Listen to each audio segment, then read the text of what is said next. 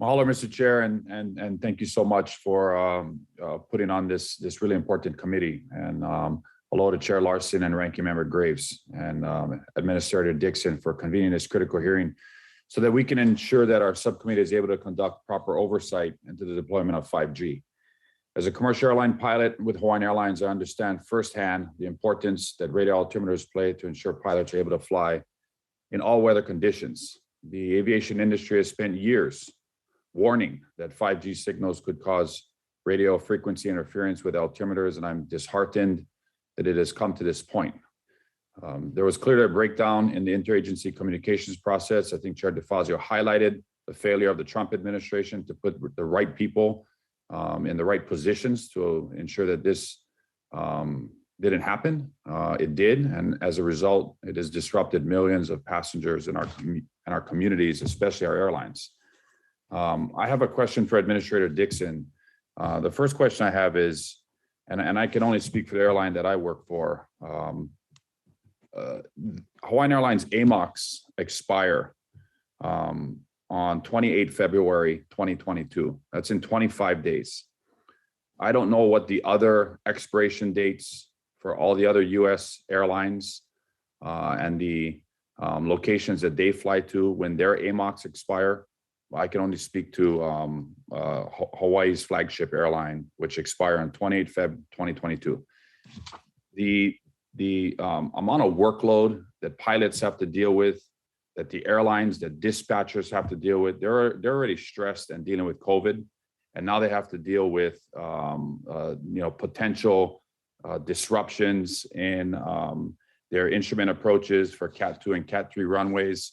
And so my question is, what is the plan between now and the next 25 days? Are we going to extend those AMOCs again? Are we going to, get right up to the 24th, 23rd, 24th of February and potentially having another disruptive day throughout our nation's airspace system? What are we doing to plan between now and the next 25 days for not just this airline's current AMOCs, but the other U.S. domestic fleets AMOCs that potentially have expirations dates in the near future? Congressman, thank you very much for the question, because as you point out very correctly, predictability and consistency is extremely important in our business. It's important. I'm an operator myself. I'm a pilot myself, and I know exactly what you're talking about. The last thing that you want is uncertainty on the flight deck or at the dispatch desk. The reason that the AMOCs expire is based on the next tranche that we expect from the telecommunications companies and their ability to be able to provide us with precise latitude, longitude, elevation, signal shape, all the things that I talked about earlier, so that we can apply that. We have a tool that we have developed in the last few weeks that allows us to take their data, and this is getting to be more and more of a routine occurrence. We take their data, we put it into the tool and determine where the pressure points are and whether their next deployment will comport with our safety model around airports to ensure safe performance for radio altimeters. That process has been, because the initial deployment happened on the 19th of January, then there was another tranche right the 1st of February. There's been pretty rapid succession of AMOCs. We expect for that cadence to be longer as we go forward.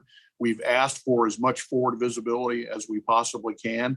And this gets into the difference that I talked about a minute ago between the two industries about how new technologies are rolled out.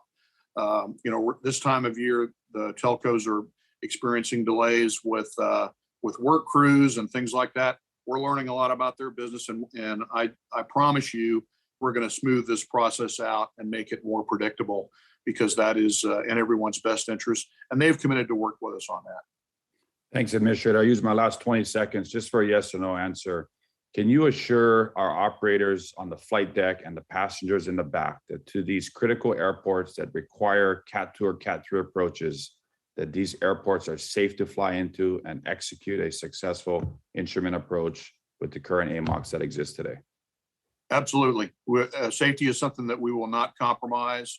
And if we've authorized low visibility operations, you can count on the level of safety that for the performance of those systems that we've always counted on the public on. Thank you, sir. And Mahalo Chair, are you back?